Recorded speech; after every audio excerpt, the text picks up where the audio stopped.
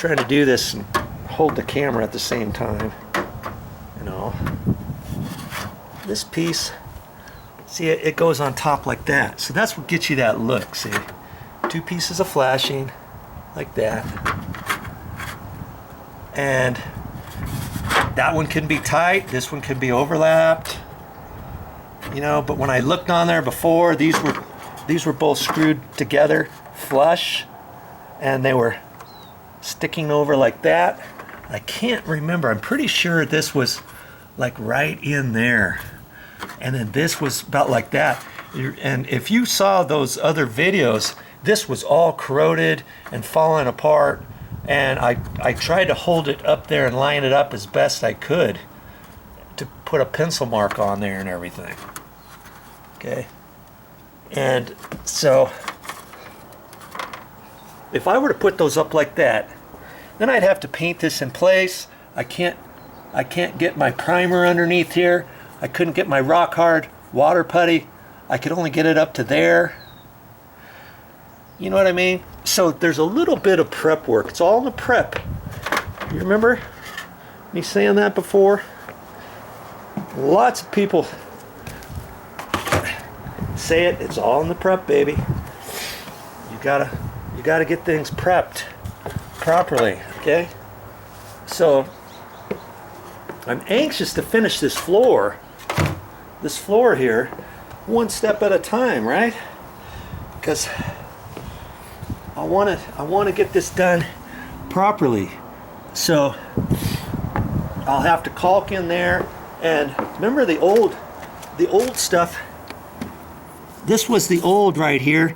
I tore it out to there. This I determined that this was still pretty good shape, and I'm gonna have to. I still have to skin over that with the rock hard water putty, the Durhams, and you can see right in here, they never caulked that. They never sealed that before they put the flashing up or anything, did they? And you might think, well, the flashing's right there. Nothing's going to get back in there, but oh, water has a way of finding its way in through nooks and crannies, let me tell you. Okay, so after I put the water putty on here, I'm gonna caulk that pretty good, as good as I can, and I'm gonna look over on this side. You see, all in there. That had never been caulked or sealed either. The flashing goes right up against tight to that and pushes in tight, but that's never been caulked. So, you know, there's some stuff I need to take into consideration. Lots of that stuff is going to be underneath the flashing once I put the flashing in there, so chances are nothing should ever get in there. But I'm gonna fill that up with something. I'm not sure exactly what just yet, but I just have to make sure I do a little bit better job, a thorough job. I'm going to put in the rock hard water putty in there. A little bit I'm missing down in here. Okay. I need to fill that. I need to fill this up, and I'll probably use some liquid nail there. Fill that up just as a backing. And where I caulk, I'm gonna use this stuff here. Extreme Stretch, 600% total stretch. Seals 3 inches, joints up to 3 inches. Seals joints up to 3 inches. I've never used this before. Well, I used a little bit out of this container, but I've not ever bought this before, and I'm anxious to try to use that and see how well that's going to do. And I'll put that in all these different little areas. Okay, so I've got a few more things that I have to do before sealing this floor with my my roofing compound. Okay, so when you get to your job, going, just make sure you spend a little bit of extra time looking at different things and seeing what you could do prior to installing what you think is the last bit of stuff that you have to do on the project. Now see this right here, I never finished that, and I thought, oh, that's going to be okay because some of the flashing is going to go over it. Well, you know, the long flashing will end up going here, but see, once the flashing gets on, it's still, this stuff is still showing. I'm like, well, I could put, when I put my my tape over that before I put my roofing compound on there, I'll float that over there, and that should cover this stuff. But you know what?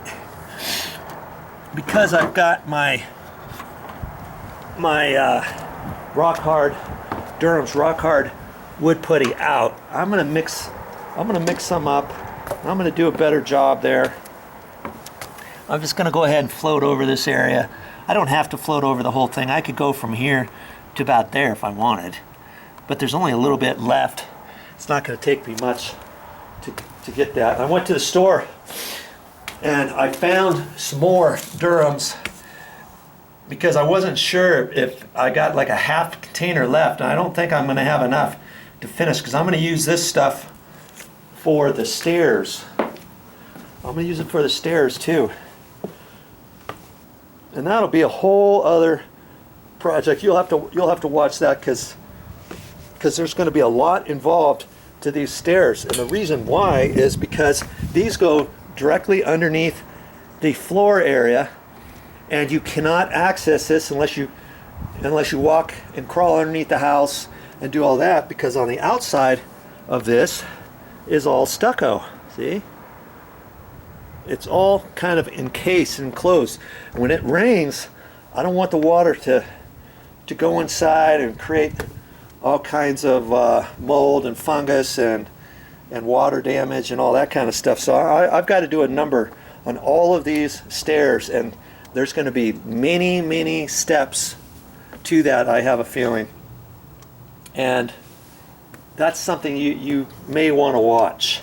Okay, but back to it here. I'm gonna get all this stuff ready. I've got my drill out, and I'm going to drill holes in that stuff, and I'm going to make them bigger than what was before. And I even got this little bit. I went to the hardware store. It's hard to find one of these nowadays. I went to Home Depot. They don't carry them anymore.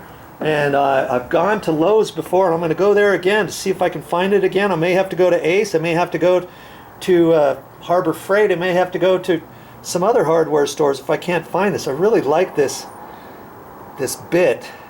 It's a reamer bit, and it's got little burrs on it where you can ream out strike plates, deadbolt plates, and then even holes. If I drill a hole that big, and if it's just a hair too high, I could take this, push it in there, and just push down on it and ream it out a little bit more. But you know, I think this size hole is probably going to be as big as I really need, and I can probably use the drill bit and kind of ream it out a little bit more if I need to make it a little bit lower. So I'm probably not going to use this bit. You know, I always like to keep that in a place where I know where it's at. And so I'm going to sit here most of this afternoon mixing up the different paints, see which paints I can use for touch-up, and see which paint I'm going to use to paint on the side of this.